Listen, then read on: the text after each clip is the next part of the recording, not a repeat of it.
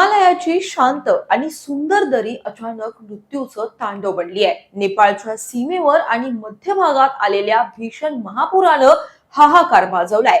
आतापर्यंत मिळालेल्या अधिकृत आकडेवारीनुसार 469 हून अधिक लोकांचा या पुरात दुर्दैवी मृत्यू झालाय, तर शेकडो नागरिक आणि परदेशी पर्यटक बेपत्ता झाल्याची माहिती आली आहे। पण हा महापूर आला कसा? बुधवारी तिबेटच्या भागात भूकंप झाला आणि काही मिनिटातच हिमनग कोसळले असा दावा नेपाळ सरकार करते, परंतु स्थानिक रिपोर्ट्स आणि काही तज्ञांच्या मते चीनच्या तिबेट भूतान सीमेवर मोठ्या पायाभूत सुविधांच्या कामांमुळे हा नैसर्गिक समतोल बिघडलाय का असा सवाल उपस्थित केला जातोय। आज आपण या महापुराचे नेमके शास्त्रीय आणि भौगोलिक कारण काय, या आपत्तीमुळे नेपाळमध्ये किती मोठे नुकसान झाले आहे, बचाव कार्य कशा पद्धतीने चालले आहे आणि भारताने या कठीण काळात नेपाळला कशा प्रकारे मदतीचा हात दिला आहे, यावरची सविस्तर माहिती जाणून घेण्याचा प्रयत्न करणार आहोत। नमस्कार, मी अक्षता, आपण पाहताय मुंबई आउटलुक। 26 ऑगस्टच्या सकाळी 8 ते 9च्या सुमारास हिमालयाच्या या दुर्गम भागात अचानक पाण्याच्या पातळीत प्रचंड वाढ झाली। फुरके खोला येथील जलमापन केंद्रांवर अवघ्या 30 मिनिटांमध्ये त्रिशूली नदीची पातळी 3.35 मीटरहून थेट 10.48 मीटरवर पोहोचली, म्हणजेच तब्बल 7 मीटरनं पाण्याचा थर वाढला। पण पाऊस नसताना एवढं पाणी आलं कुठून, हा प्रश्न सगळ्यांनाच पडलाय। सुरुवातीला अमेरिकन भूगर्भ सर्वेक्षण संस्थेने तिबेटच्या भागात 4.4 रिश्टर स्केलच्या भूकंपाची नोंद केली होती।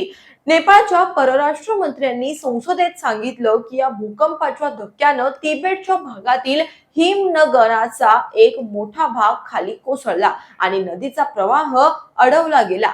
पाण्याचा साठा वाढल्यानंतर हा तात्पुरता धरण तुटला आणि महाप्रलय आला, परंतु नंतरच्या सॅटेलाइट डेटा आणि विश्लेषणातून समोर आलं की हा कोणताही मोठा नैसर्गिक भूकंप नव्हता, तर हिमनगराचा प्रचंड मोठा बर्फाचा आणि खडकांचा थर दरीत कोसळल्यामुळे निर्माण झालेला भूकंपीय हादरा होता।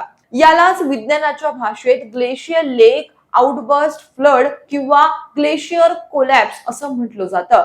काही आंतरराष्ट्रीय मीडिया रिपोर्ट्सनुसार चीन तिबेटच्या सीमावर्ती भागात भूतान आणि नेपाळच्या जवळ मोठ्या प्रमाणावर हायड्रो पॉवर प्रोजेक्ट्स, बोगदे आणि लष्करी रस्ते बांधत आहेत। हिमालयासारख्या संवेदनशील भागात अतिप्रमाणात सुरुंग लावल्यामुळे भूगर्भातील आणि बर्फाच्छादित भागातील समतोल बिघडला जातोय। यामुळे तिबेटच्या भागातील हिमनग कमकुवत होऊन अचानक कोसळत असल्याचा संशय पर्यावरण तज्ञांनी व्यक्त केलाय। मात्र चीनच्या सरकारनं हे सर्व आरोप किंवा हे दावे पूर्णपणे फेटाळून लावलेत। या महापुरानं नेपाळमधील रसुवा, नुवाकोट आणि धाडिंग या जिल्ह्यांमध्ये हाहाकार माजवलाय। आतापर्यंत 469 हून अधिक लोकांचा या पुरात दुर्दैवी मृत्यू झालाय, तर काही मृतदेह प्रवाहाच्या वेगामुळे तब्बल 150 किलोमीटर दूर चितवन भागात तरंगताना आढळले। 1200 हून अधिक लोक बेपत्ता असून अद्याप त्यांचा शोध देखील सुरू आहे।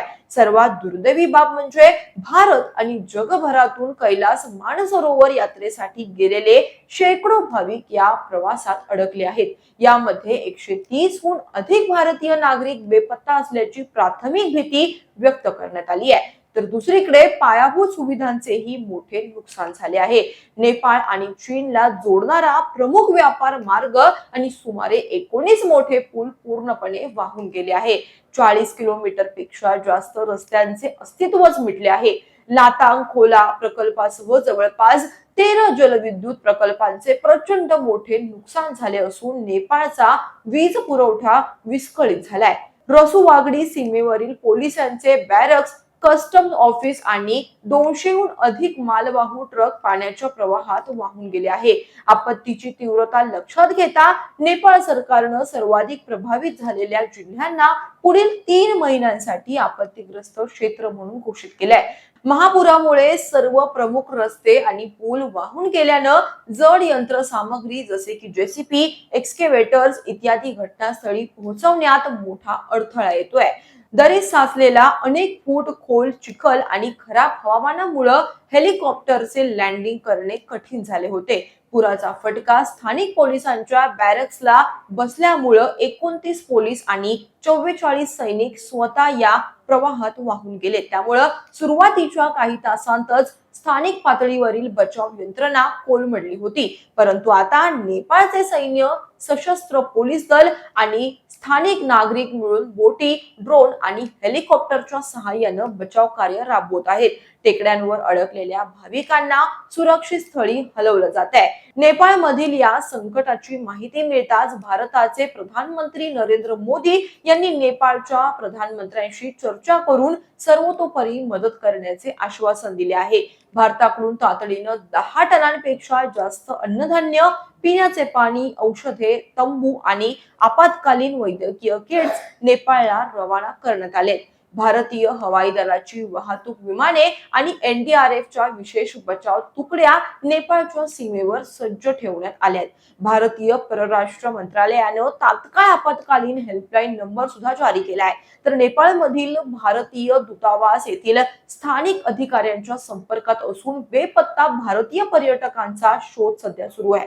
या महापुराचे पाणी खाली भारतीय नद्यांमध्ये जसे की गंडक, कोसी, घाघरा येथे येत असल्यानं बिहार आणि उत्तर प्रदेशातील 7 जिल्ह्यांमध्ये हाय अलर्ट जारी करण्यात आलाय.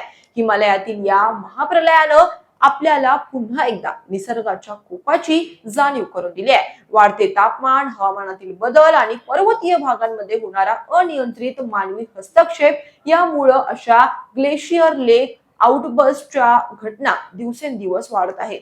आज नेपाळवर कोसळलेलं हे संकट केवळ एका देशापुरतं मर्यादित नसून संपूर्ण दक्षिण आशियासाठी एक धोक्याची घंटा आहे. भारतानं दाखवलेली ही मदतीची तत्परता आणि वसुधैव कुटुंबकमची भावना या कठीण काळात नेपाळच्या नागरिकांना नक्कीच मोठा दिलासा देईल.